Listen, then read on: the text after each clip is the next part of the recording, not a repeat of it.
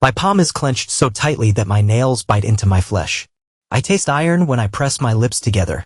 It's that coppery tang of blood, subtle and metallic. For a few seconds, I don't even realize I'm hurting myself. I only notice when a tiny droplet runs across the seam of my hand. And yet I don't loosen my grip. Something in me wants to hold on to the pain. It makes me feel grounded, awake. Time has become an unwelcome guest in my head, a slow winding clock that mocks me with every tick. Right here, in this moment, I see everything. The wine glass, the painting, her eyes, the hidden codes that used to mean nothing to me. Now they devour what's left of my trust. That's how I discovered it all, through a simple detail that turned my life inside out. I'm John. 42 years of living, half of it spent balancing illusions and truths. So many illusions, it seems. Maria, my wife, stands across the room, regarding me with a concerned tilt of her head. My heart used to flutter at that look. Now it just aches. Because the distance between us is no longer measured in footsteps, it's measured in secrets, betrayals, and the slow, relentless decay of something we once called love. I sense her coming closer, but I don't move. My hand stays tight, the nails pressing deeper. Earlier, we were supposed to have a casual evening. That was the idea. A glass of red wine. Her new painting propped on the old easel in the living room. The entire house smelled of the lavender candle she's so fond of. She lit it a few hours ago, right after tidying up. This was a routine I once found comforting. Her fussing, her neatness, her gentle arrangement of small details. But tonight, routine has turned hostile. She said something about the color of the wine, how it matched the brush strokes on her canvas. I mumbled a response I don't remember now. I only recall stepping closer to the painting, letting my eyes roam the swirl of shapes. It was abstract, or so I thought. But behind the curved figures, I noticed faint lines, like hidden clues embedded beneath the paint. A date, an address, initials. The strokes were elaborate, layered, as if she'd spent hours forging them into something artistic. It felt like standing at the mouth of a crypt about to descend. I still didn't fully grasp what it meant. My mind reeled. Maybe it was some sort of code, maybe something from her childhood. Maybe something else entirely. I found an old photo album in the attic weeks ago. I never told her that. I was searching for a misplaced box of keepsakes from my brother.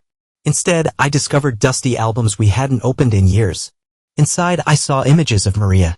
In those pictures, she wore a dress I recognized, the same dress from her painting, the same tilt of her shoulders, that same half-smile. But she wasn't with me. Some other man's arm curled around her waist, proprietary, intimate. They stood at a pair of doors I didn't recognize, the background a nondescript building. The date scrawled in pen beneath one snapshot matched the small numbers she'd painted in the corner of her canvas. Suddenly, it all clicked.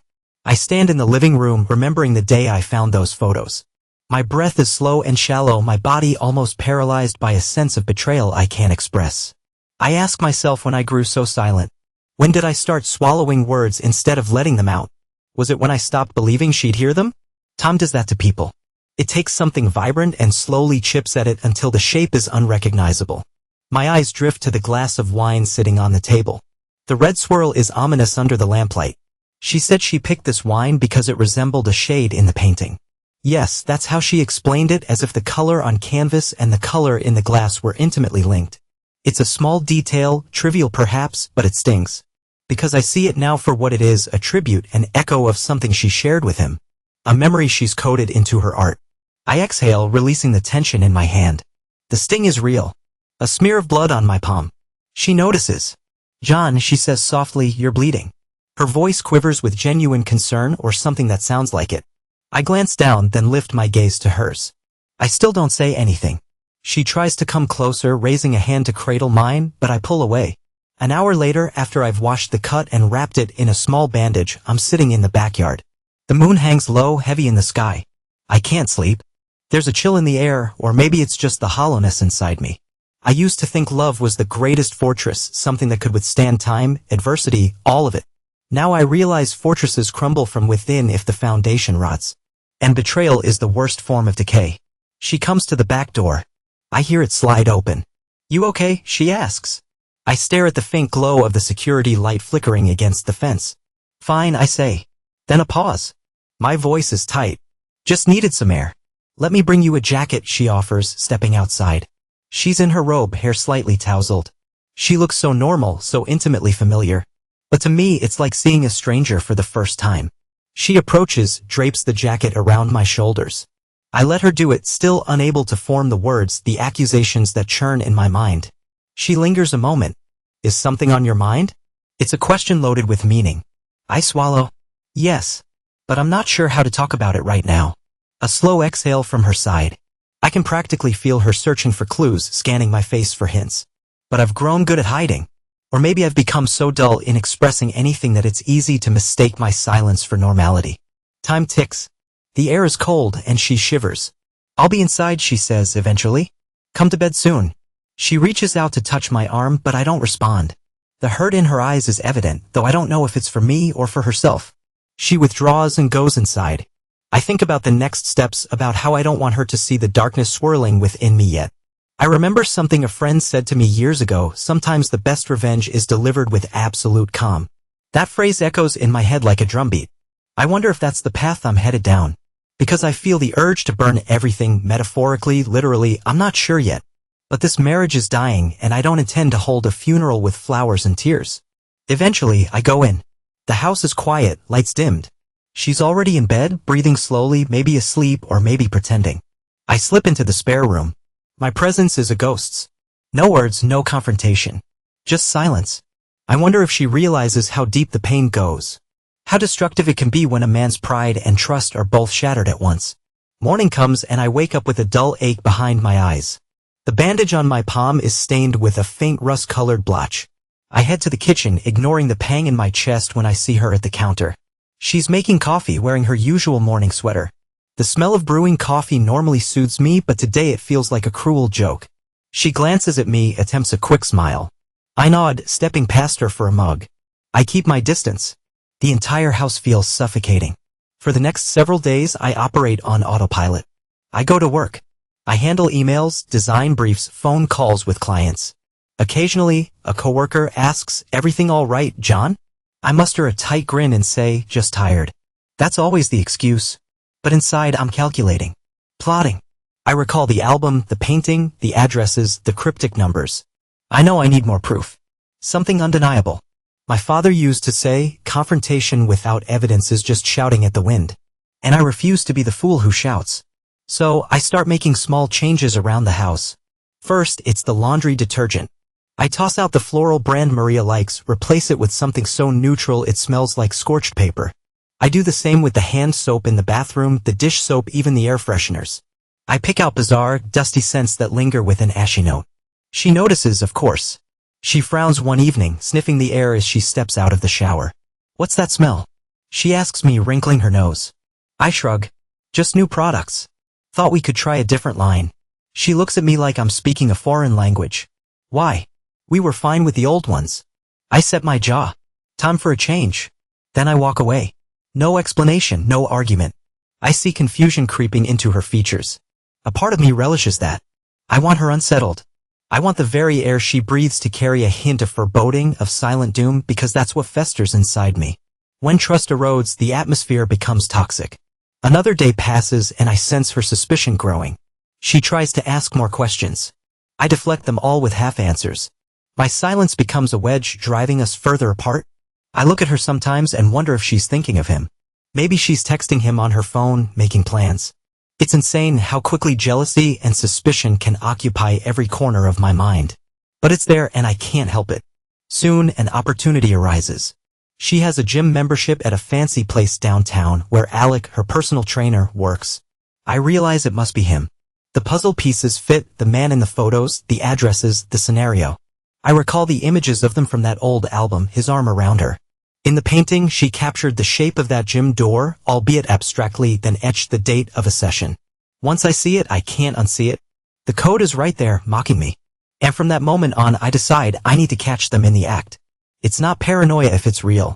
I tell her I'm thinking of starting a fitness regime. She's surprised, but tries to play along. "That's great, John. You should come to the gym with me." Her tone is hesitant, maybe a bit anxious. She probably fears the collision of her two worlds, me and him, on shared turf. But I pretend I'm all in. I visit the gym, check out the place. Alec is there, tall, confident, wearing a trainer's uniform. His eyes flick to mine. He greets me with a professional courtesy, smiling. That same grin I saw in the photo pressed against her cheek. Every fiber in me wants to break him in half. Instead, I remain cordial. I sign up for a trial membership, and for the next few weeks, I decide I'm too busy to come. But what I really do is pay a discreet visit after hours, bribing a night guard to let me in under the pretense of retrieving my forgotten phone. Under the fluorescent hum of the empty corridor, I install a small camera near the free weights area, some discreet spot overshadowed by a large supply locker. It's not my usual style, but I feel no guilt. I want the truth cold and irrefutable. So I place the device, checking the angle, ensuring it captures a broad sweep of the training area.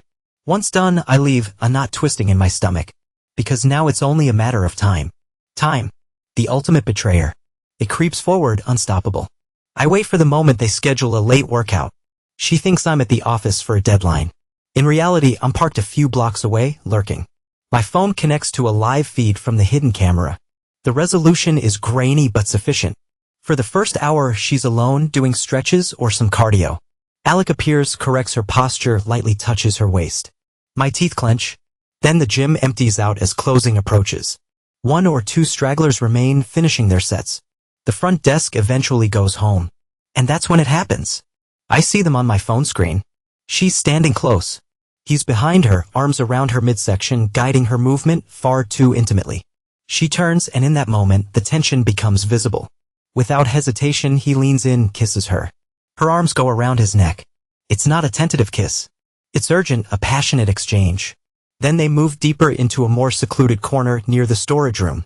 My heart pounds as I watch them, anger swirling with a nauseating sense of devastation. I can't see every detail from the camera angle, but I see enough. Her hair tumbles forward as he kisses her neck, lifts her slightly. Their bodies press together, shifting with blatant hunger. It's not the first time, I realize. They know each other's rhythms too well. They're lost in it. I feel a sickness roll through me. My chest tightens, my breath coming in ragged gulps. I can't watch for more than a minute, but that minute is enough to confirm everything. My wife is in his arms, moaning softly, her face showing an ecstasy she hasn't shown me in ages. I turn off the feed. The phone nearly slips from my sweaty palm.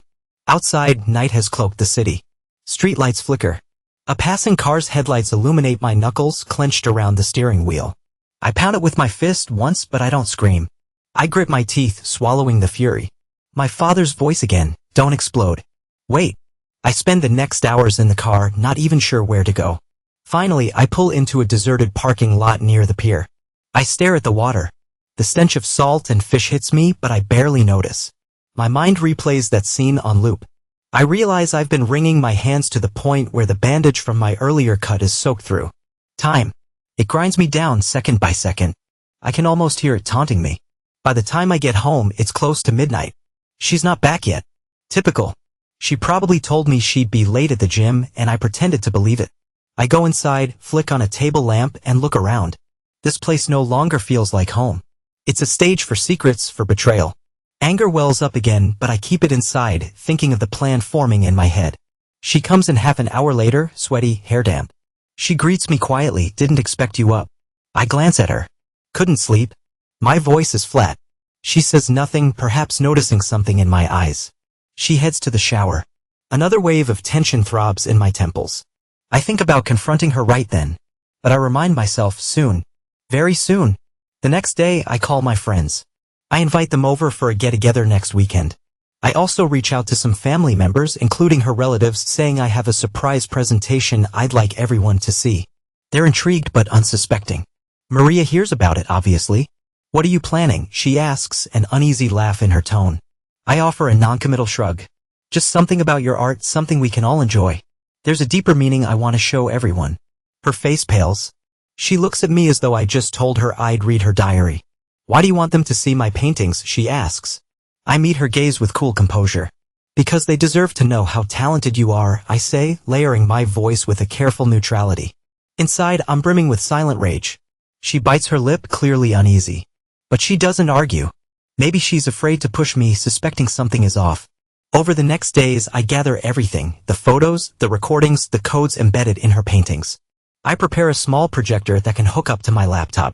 I arrange the images and clips in a neat sequence. My intention is not just to expose the affair but to dismantle the facade. This is my revenge, orchestrated methodically. A tiny corner of my conscience nags, is this too cruel? But I silence that thought. She had no mercy for me when she went behind my back. Why should I spare her dignity? The morning of the gathering arrives. I wake up early, stepping into the living room to set everything up. Chairs are moved to create an impromptu viewing area. The projector stands near the window.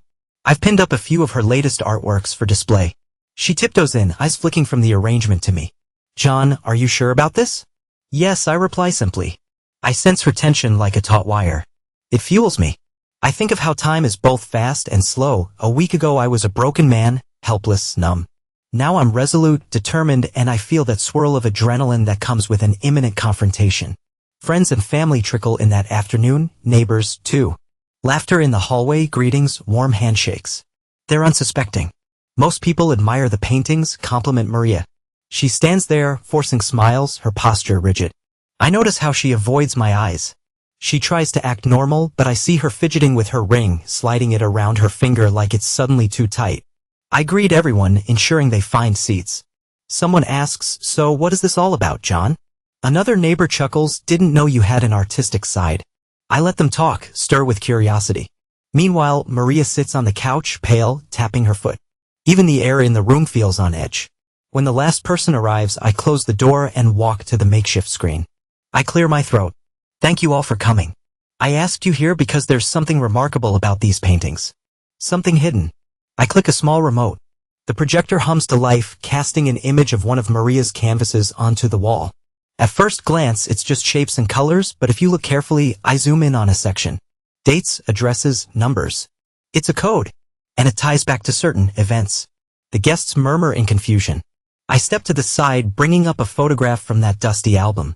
It shows Maria wearing the same dress from the painting, but she's in the arms of a man who's not me. In front of some unfamiliar doors.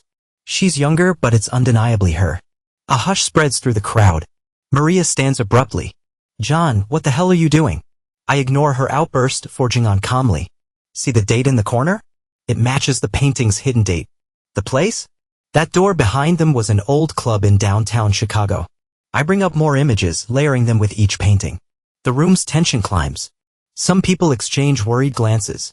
Maria's mother stands, eyes flicking between me and her daughter. Is this some kind of joke? She asks, voice tight. I continue, unwavering. I've made mistakes in my marriage. I'm not perfect.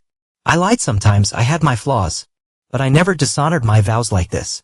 Then I flick to the next part of my presentation, a short video clip from the gym. I've edited it for clarity, cutting out the more explicit content, but it's still unmistakable. The moment they see Maria in another man's arms kissing him passionately, the entire room goes silent. Her father exhales sharply, a pained expression crossing his face. A neighbor covers her mouth in shock. Maria tries to rush forward, maybe to stop the video, but I raise a hand and the tension in my posture is enough to freeze everyone. The footage plays a few seconds longer, leaving no doubt about what's happening. I let the screen go dark. Everyone sits in stunned silence. Maria's eyes are red, tears welling. She looks at me, trembling. Why are you doing this? You could have just talked to me. We could have talked. My voice is low, almost a growl. Would you have told me about him? Would you have admitted you'd been lying for months or longer? I meet her gaze. Emotions coil in my chest, raw and suffocating. I'm done talking. An older friend of ours, David, stands and moves to speak, but I hold his gaze for a moment, letting him see that I won't be interrupted. He sits back down, grim-faced. I take a breath, my voice quiet enough that they lean in to hear. You all saw it. This is who she is now. Maybe I'm partly to blame for letting the marriage become so hollow, for not giving her what she needed. But she chose this. She made a mockery of everything we built. My words feel heavy in my mouth, each one a shard of glass. Maria looks shattered, silent tears streaking her cheeks. Someone else speaks up, some confused relative on her side. John, please, can't you settle this privately? I give a short, bitter laugh. Privately? She painted it in her art. She carried on with him in the open, if you knew where to look. This was never private. It's been happening right under our noses. Maria sobs, tries to say something, but all that comes out is a choked whisper of my name. I can't bear to hear it. I'm not kicking you out, I say to her, my voice echoing in the hush. This is still your house. I just want everyone to see the truth before I go. With that, I walk to her bedroom. The crowd in the living room stirs with uneasy murmurs, unsure if they should follow me or give us space. Some attempt to console Maria, who's sunk onto the couch, face in her hands. But I'm beyond all that. Inside the bedroom, I yank open the closet, pull her clothes off the hangers, throw them onto the bed. My heart thunders as I empty the drawers of her belongings. Then I grab a duffel bag and start packing my things, methodical, mechanical. I can hear muffled voices from outside the door, but I don't stop. When I step out bag in hand, the onlookers part like the Red Sea. Maria lifts her tear-stained face to mine. She tries to speak, but all that emerges is a whisper. John, I don't let her finish. I don't want an apology. I don't want excuses or pleas. I want the silence of finality. I brush past her. At the front door, I turn to the room filled with people uncertain how to respond or where to look. I'll be in touch, I say to no one in particular. Then I add, don't worry about me. I'm clean now and I'm leaving. My gaze lands on Maria. Keep the house. Keep everything. I just don't want you to think you can fix this because you can't. With that, I walk out. I take the keys from my pocket, house keys, and set them on the entryway table. It's symbolic, my final statement. The last chain of possession severed. The door closes behind me, muffling the frantic voices that rise inside. Outside, the air is cold. I stand for a moment on the porch, feeling the ache in my hand. The bandage is peeling, stained with fresh spots of red. My nails are digging in again. I release them, letting the tension dissipate. I taste the night wind, empty and bitter. It's done. The time I spent waiting, the time I let trust erode, there's nothing left to salvage. A wave of exhaustion hits me. Yet beneath it all, there's a strange sense of relief. I exposed the lie for everyone to see. I didn't weep, didn't break down. A part of me always believed a man shouldn't cry even when his heart is being ripped apart. That's how I was raised. Now, ironically, I wish I could. But the tears won't come. The wound is too deep, my pride too stubborn. I step off the porch into the quiet street. My car is parked a few houses down. The soft glow of streetlights casts long shadows. As I walk, I recall the first moment I knew something was wrong when I noticed the brushstrokes in that painting. A single passing glance at her art. Funny how time can shift so quickly from normalcy to devastation. It creeps in, swallowing years of trust in one swift gulp. Time, the invisible enemy that rots relationships from within if you aren't vigilant. But I survived. And in that survival, a bitter sense of victory stirs. I know what I saw, and I acted. I made her face it in front of everyone. No more illusions. She can't pretend now. She can't paint over the truth with fancy colors or seductive brushstrokes. Maybe it's cruel, but it's fair in a twisted way. I slip into my car, set my duffel bag on the passenger seat. My breath is unsteady. The steering wheel feels cold under my fingers. I look at the house one last time. Through the window, I see people milling around, silhouettes in anxious motion. She might be crying. She might be cursing me for humiliating her. She might be collapsing under the weight of her guilt. I don't know, and I can't say I care at this moment. I turn the ignition. The engine rumbles to life, the headlights cutting through the darkness. Without a backward glance, I drive away. The first few blocks are a blur. My thoughts swirl with images of her, of him, of the day I first said I do, and how that vow now tastes like ash. I pull into a convenience store parking lot to catch my breath. My reflection in the rearview mirror looks haggard, older. It's as though the last few days aged me by years. My eyes are sunken, my jaw tense. I spot the bandage again. Slowly, I unwrap it, wincing at the raw cut beneath. There's dried blood along the edges. I flex my fingers, ignoring the sting. The physical pain is a whisper compared to what's howling inside my chest.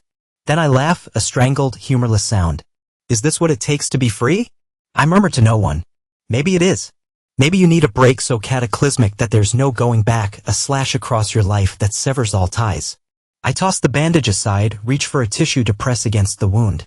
I think about calling a friend, but the idea of talking to someone right now makes my head pound. I'd rather be alone in the emptiness. Silence has become my companion. Eventually, I start driving again, winding through the city streets aimlessly. Neon signs glow overhead, clubs and bars thrumming with nightlife. A part of me wonders if I should go in, lose myself in a bottle for the night. But I've never been that kind of man. I prefer clarity even if it hurts. I want to feel every shard of this heartbreak, the full measure of it. Because feeling it is the only way I know it's real. Time. It moves me forward, carrying me away from the wreckage I left behind. My phone buzzes. I glance at it, see multiple missed calls from unknown numbers, probably friends or family who were at the house. I ignore them. Not yet. I'm not ready to explain or defend what I did. I know some will judge me for humiliating her in public. Others might applaud my honesty. In the end, it doesn't matter. I did what I had to do. The hours slip by and I find a motel on the outskirts of town. A tired neon sign flickers by the roadside. I pay for a room in cash, grateful for anonymity. The place is dingy, the walls peeling, but it's quiet. I drop my bag on the worn-out armchair and head into the bathroom to wash my face. Under the harsh fluorescent light, I see the lines on my forehead, the stubble on my chin, the exhaustion in my eyes. I think about the days to come. My life is now in flux, no wife, no marriage. Just me, my job, maybe some clothes I can salvage. I wonder if she'll stay in that house, haunted by the memories, or if she'll leave. It's no longer my problem. I collapse onto the bed fully clothed. The old springs creak. Staring at the ceiling, I remember how I used to believe that time could heal anything. Now I realize time also kills what we hold dear if we neglect it. My marriage died from 1,000 small wounds, culminating in a final, brutal betrayal. My anger is still there, a roiling pit. But beneath it I sense a hollow acceptance creeping in. I picture Maria's face contorted with shock and heartbreak as she watched the video. Does she hate me now for exposing her? Did she ever really love me, or was I just another phase of her life's painting, to be repainted when she grew bored? Then I recall the emptiness I felt during the last months, her distant glances, her cryptic late nights. Maybe we both let it happen. But she's the one who crossed that line. I force my eyes shut. Sleep hovers, elusive. My mind flickers with memories, the early days when we were happy, the bubble of laughter in our first tiny apartment, the warmth of her body beside mine. Slowly, these images dissolve into a swirl of neon lights, half-truths, and the aftertaste of red wine. I drift off, dreamless, or if I dream, I don't remember. Morning comes, pale sunlight sneaking through the threadbare curtains. My back aches from the lumpy mattress. I take a quick shower, the tepid water doing little to revive me. In the mirror, I see that the cut on my palm is crusted over now, forming a scab. The ring finger on that hand feels naked without the wedding band. I took it off 2 nights ago and tossed it in a drawer. I wonder if I'll ever wear another band. Probably not. I check my phone. More missed calls. A couple of texts from close friends reading something like, "John, call me man. Let's talk." Another from an unknown number, "I hope you're okay. That was intense. Please, we're worried." I power off my phone. There's a comfort in the quiet. The entire day stretches before me empty. No obligations, no illusions. Just me. I think about heading to the office, but I can't face it. Not yet. Instead, I drive out to the coast, to that rocky shoreline west of the city. The ocean always grounded me, gave me perspective. When I park by the cliffs, the wind buffets me as I step out. The smell of salt hits my nostrils, the crash of waves below a thunderous lullaby. I walk to the edge, careful but unafraid. Staring at the vast expanse of water, I let the wind whip my hair. A gull screeches overhead. The moment is oddly serene. I recall a time when Maria and I came here for a weekend trip. We walked along the beach hand in hand, barefoot in the wet sand. She laughed at how cold the Pacific was, clinging to me for warmth. That memory tastes like heartbreak now. Yet I stand on the same cliffs and she's nowhere near me. Life shifts so rapidly. Time devours illusions, leaving behind these haunting echoes. There's a part of me that wants to rage, scream at the open sky, but I do nothing. I learn to bury my pain in silence. A man doesn't cry, a man endures. Right or wrong, that's how I was taught. But inside, the tears flow in a silent torrent. I wish I could kneel down and sob. Yet I remain rigid, my jaw set. By late afternoon, I head back to the motel, pick up some takeout from a drive-thru along the way. The food tastes like cardboard. Everything is bland now. My appetite is mechanical. I end up pushing half the meal aside, unsettled by a swirl of guilt, anger, and relief. Yes, relief? Because as horrible as this is, I'm free from the web of lies. No more sneaking around, no more wondering. There's only one line between me and her, and it's severed. I flick the TV on, flipping mindlessly through channels. The news drones about economic issues, sports recaps. Everything feels distant. Eventually, I settle on a channel showing old reruns of some detective drama. The irony of infidelity in TV plots makes me scoff. I turn it off again. I can't distract myself with other people's stories. Mine is too fresh, too raw. Night falls. I sit in the dark, the cheap lamp casting an anemic glow. My phone lies face down on the nightstand. I can almost sense it buzzing with the world's attempts to reach me. But I can't handle them now. Let them wait. I think about my next move, whether I'll find an apartment, talk to a lawyer about dividing assets. The house is legally in both our names. Maybe I'll let her keep it, as I said. Or maybe I'll force a sale. That's a tomorrow problem. At some point, I drift into sleep again, haunted by half-formed dreams. I see her face, then it morphs into that of the lover Alec with a smirk. The painting swirls behind them, dripping red wine across the canvas. I jolt awake, heart pounding. The clock reads 3:12 a.m. I rub my eyes, the memory of that last day flooding back, unstoppable. The hush of the crowd as the video played. Her desperate expression when she realized her secret was out. I wonder if I truly got what I wanted. Did humiliating her solve anything, or did it just unleash more bitterness? Then I recall her lies, the late-night sessions at the gym, the code in her paintings. Rage flickers anew. Yes, I stand by my decision. She wanted drama, wanted thrill? She got it. In front of everyone. Dawn creeps in and I hear birds outside. I wash my face, dress in yesterday's clothes, deciding that maybe it's time to see if there's a rental near my workplace. I gather my meager belongings. Before leaving, I power on my phone. A barrage of messages floods in. I skim them. Mostly worry, condemnation, or confusion from friends. A couple from Maria. The first one, I'm sorry, John. Please talk to me. The second, I know I messed up. Let's figure something out. The third is shorter, seemingly bitter. Fine, have it your way. You've made your point. I stare at that last text, feeling a dull pang. No tears come, no urge to respond. I slip the phone into my pocket and walk out of the motel room. The wind greets me with a bracing chill, an apt reflection of my mood. I slide into my car, start the engine, and pull onto the road. The city is waking up. Traffic lights blink from red to green, shops open their doors. Life goes on, indifferent to a man's heartbreak. And so I drive, not knowing exactly where I'm headed, but knowing that anywhere is better than living in a lie. The memory of her betrayal spurs me forward. My clenched hand aches, the scab on my palm pulling at the skin. I press it against the steering wheel, leaning into the discomfort. Pain, at least, is honest. Maybe the only honest thing left. Time might heal me eventually, or it might just keep mocking me. Either way, I'm done waiting passively. I'm done letting illusions shape my life. Somewhere down the road, I see a for rent sign in front of a modest apartment complex. I pull over, step out, and look up at the plain facade. It's not much, but it's a fresh start, a blank canvas with no hidden codes, no suffocating ghosts. I nod to myself, resolute. I'll take it if the terms are reasonable. After that, maybe I'll get rid of the rest of my stuff, whatever reminders of my old life remain. I'll keep my sanity, my dignity, and a chance to rebuild. As for Maria, she can keep the house, the paintings, the memory of that humiliating day. Maybe she'll learn something from it. Or maybe not.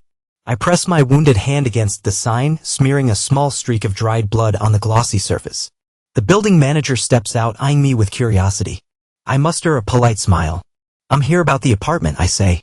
My voice is calm, steady, like a man who's lost everything yet discovered a sliver of resolve in the wreckage. And that's exactly what I am. When I finally step inside the vacant unit with its stark white walls, I realize it's the first place in a while that feels like it could belong to me and me alone. No hidden betrayals lurking, no whiff of someone else's memory. The manager prattles on about monthly rent, utilities, lease terms. I nod, mind half absent, but I know I'll sign the papers. This is where I begin again. My heart is bruised, my pride wounded, but I'm still standing.